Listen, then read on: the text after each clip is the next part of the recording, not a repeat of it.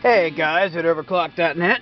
As I promised, I said I was going to make a video just for you guys, and I did. This is the dual CPU machine. I've got XP on it right now, using up a whopping 144 megs of RAM. Yeah, so, as you can see here, it's got a Pentium 3. I hate this camera, why won't it focus? It's got a Pentium 3. Two of them. Freaking two of them.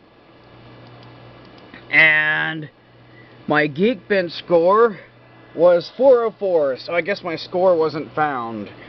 It scored okay, I guess, on the CPU and stuff, and on memory it kind of didn't do too well.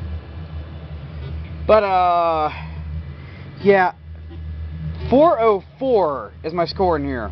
My SR2 gives me, I think, like 29,000. A little bit slower than the SR2. Just a pinch. Also, this is going to be my new monitor to play Battlefield 4 on. Next LAN party, screw that thing. I'm going to be playing on this. Battlefield 4 is meant to be played at 640 by 480 on a IBM stuff, too. And I did not say how much RAM it had. Oh, actually, I might have posted it.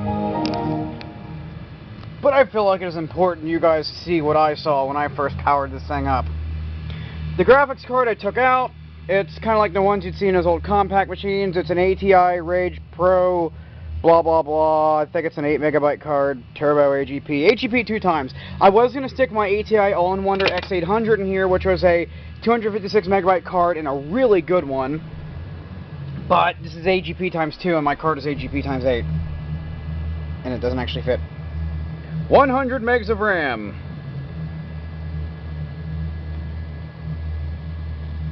We'll come back to that. I've also, this thing had no sound card in it, so I put in the best sound card I have. Actually, probably is the best sound card I have. The Sound Blaster All 64. It sounds great. It's got an awesome internal amplifier. I don't know why they don't make them like this anymore. Like, if they can't put that power through PCI, they should, like, have a frickin' extra connector on it. It was awesome having an amplifier that strong built into your sound card. It even meant if you ran it to an amp, okay, we're at almost at half a gig now. It even meant that if you ran it to your amp, you could get a really clean signal, even in a place like this, just filled with feedback. My SR2's internal sound card is so weak. Basically, it's like using the headphone jack on that one. You know, it's like less than a friggin' watt.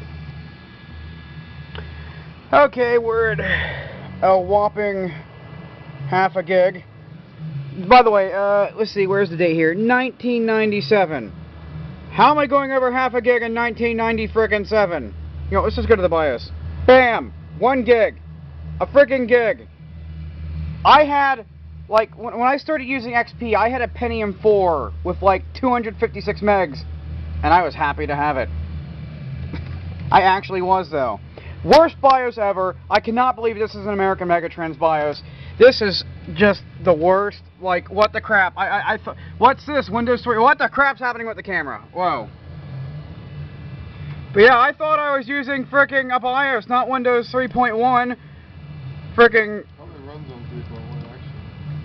Yeah. And scrolling with the keyboard still works, but it's like made where you want to click everything with the mouse. And I see no overclocking options. What if I want to run these Pentiums faster? Stop flickering. This is only 60 hertz.